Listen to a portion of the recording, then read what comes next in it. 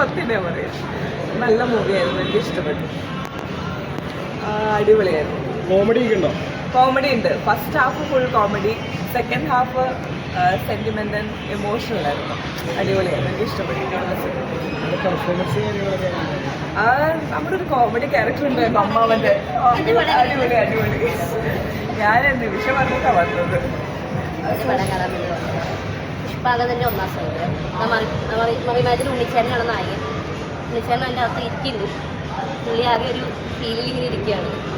ഏകദേശം 1.5-2 വർഷമായ ഷൂട്ട് ചെയ്ത സിനിമയാണ്. ഇപ്പോഴാണ് റിലീസ് ആവുന്നത്.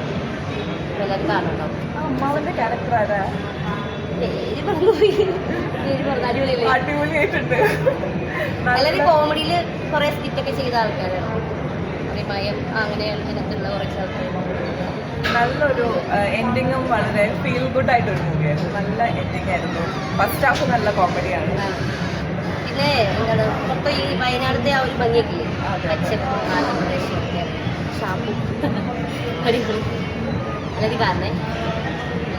ചേച്ചിയുടെ ക്യാരക്ടർ എന്താ? ഞാനത് നമ്മുടെ എനിക്ക് വില്ലെന്ന് പറയാൻ പറ്റില്ല. വില്ലിന്റെ ലവറായിട്ടാണ്. ഞാൻ വൈഫൊന്നും ഇല്ല, കഴിഞ്ഞിട്ടില്ല, കഴിക്കാൻ പോകണോ. അടുത്ത പടത്തിലാണോ ഇനി കല്യാണം? എന്തോ ഇനി അടുത്ത പടത്തിലായിരിക്കും. ഇറക്കുകയാണെങ്കിൽ കല്യാണം ഉണ്ടാവും.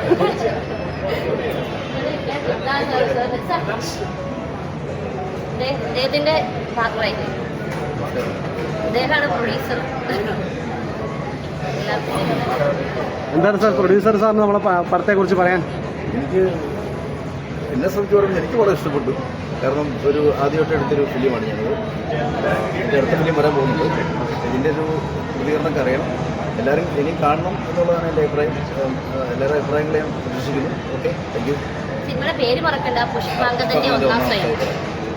ഉണ്ണിച്ചേട്ടൻ കേട്ടോ അവിടെ ലാസ്റ്റ് ക്ലൈമാക്സ് കണ്ടു കഴിഞ്ഞാൽ നമുക്കൊരു ഫീൽ ആവും. കണ്ണൊക്കെ തന്നെ ചേട്ടാ.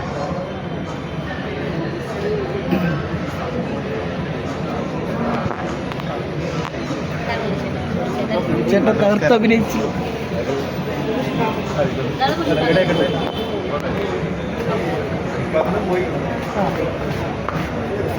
ചെറിയ പുഷ്പാങ്കതന്റെ ഒന്നാം സ്വയം വരും.